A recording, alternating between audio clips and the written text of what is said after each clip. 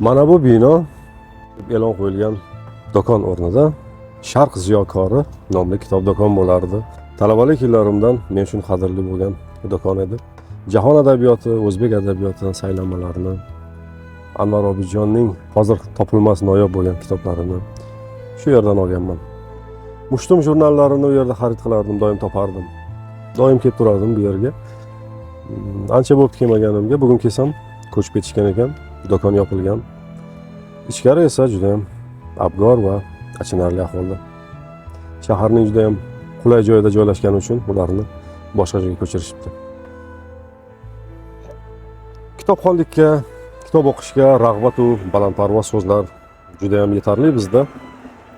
Shu bilan birga kitob do'konlarini yopishga ham ustamiz. Kitob o'qi deymiz, kitob do'konlarini yopamiz. Paradoks. Taxminan 15 yildan ortiq davr mobaynida o'sha manzilda kitoblar sotilgan. Yana ham bu men bilgan muddat, balki undan ko'proqdir. Endi u joyda yo kiyim-kechak do'koni yoki restoran ochilsa kerak.